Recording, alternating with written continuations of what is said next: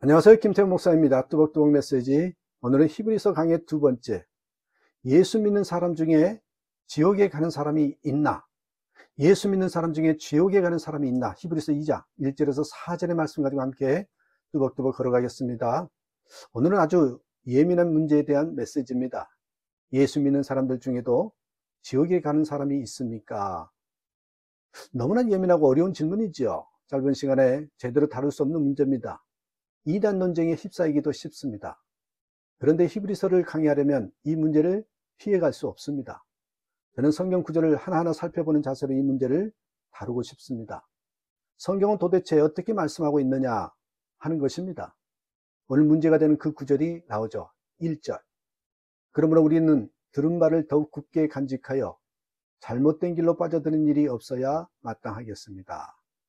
히브리서의 수신자로 추정되는 로마의 유대인들은 예수를 믿는다는 이유로 큰 핍박을 당하다가 견디다 못해서 예수 믿는 길을 포기하고 다시 유대교로 돌아가는 사람들이 생겼습니다. 그래서 히브리서를 쓴 것이죠. 2절, 3절. 천사들을 통하여 하신 말씀이 효력이 내어 모든 범행과 불순종하는 행위가 공정한 갚음을 받았거든 하물며 우리가 이렇게도 귀중한 구원을 소홀히 하고서야 어떻게 그 갚음을 피할 수 있겠습니까?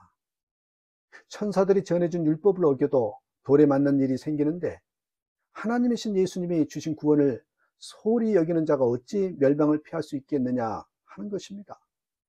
무슨 일이 있어도 예수 그리스도를 떠나지 말아야 한다. 구원을 저버리면 안 된다. 라는 메시지입니다. 여기서 우리가 주목할 것은 예수님을 믿었던 사람이 왜 구원을 잃어버리냐? 박해 때문이 아니라는 것입니다. 이렇게도 귀중한 구원을 소홀히 한 것, 그것 때문이라는 말입니다. 그러면 구원이 무엇입니까? 많은 그리스도인들이 구원을 천국 가는 티켓 정도로 이해하고 있습니다. 구원, 천국 가는 기차가 있다면 그 기차를 타는 티켓을 가지고 있느냐, 그런 의미로 이해합니다. 예수님이 자신의 속죄주임을 믿고 세례를 받은 것이 구원이라고 여깁니다. 이렇게 생각하는 것이 바로 구원을 소홀히 여기는 것입니다. 서울 갈 일이 있어서 기차표를 사실 때 어떻게 하십니까?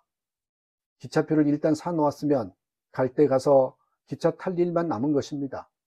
그동안 영화를 보든 잠을 자든 일을 하든 아무 상관이 없습니다.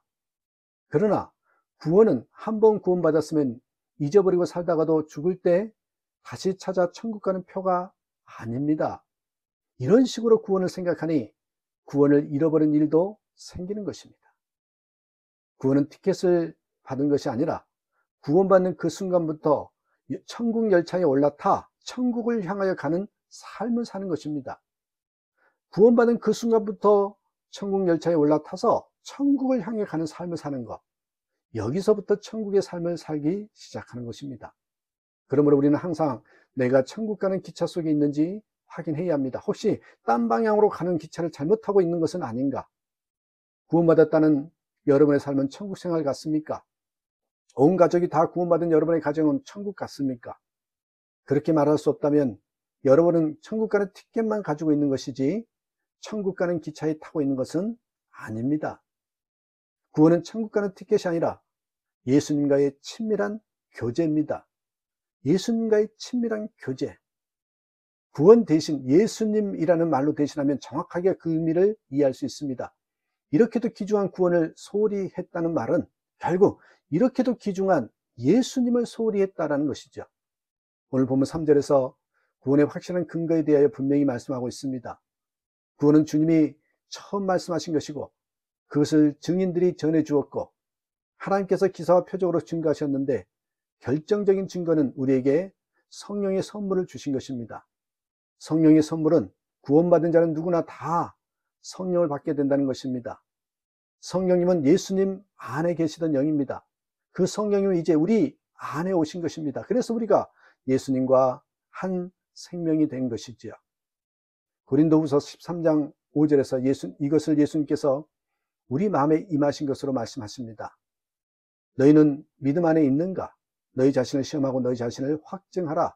예수 그리스도께서 너희 안에 계신 줄을 너희가 스스로 알지 못하느냐? 그렇지 않으면 너희는 버림받은 자니라. 구원의 증거는 예수님과 친밀히 교제하는 게 된 것입니다. 예수님과 친밀하게 교제하게 된 것, 그게 구원의 증거라는 것입니다.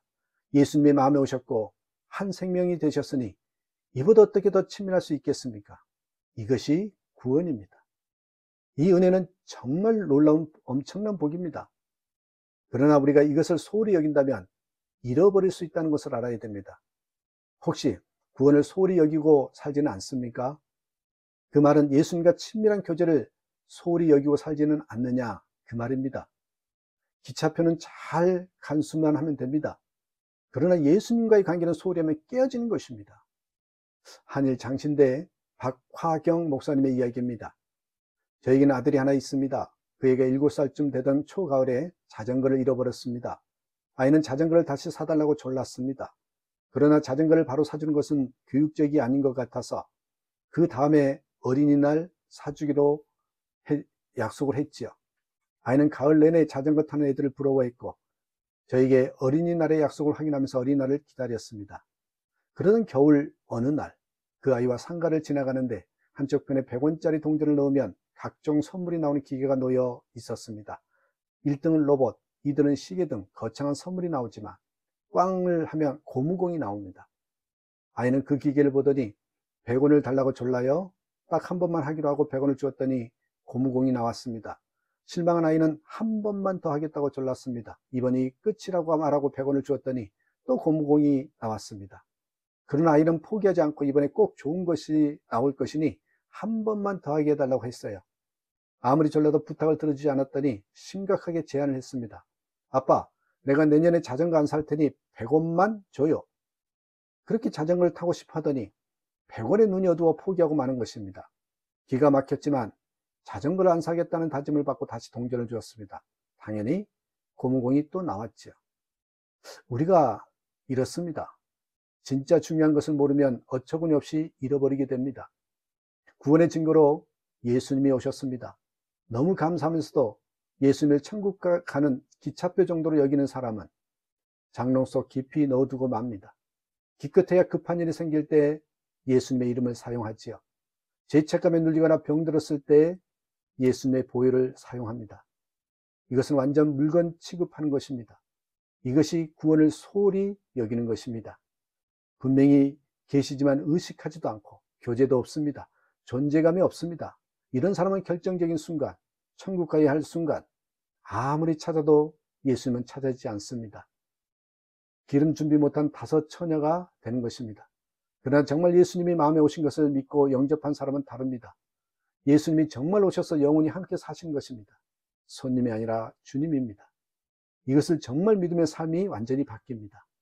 가정생활뿐만이 아닙니다. 우리 마음도 완전히 바뀝니다. 이것이 구원을 귀하게 여기는 것입니다. 여러분, 예수님을, 구원을 소중히 여기는 저와 여러분의 삶이 되기를 주님의 이름으로 축복합니다. 감사합니다.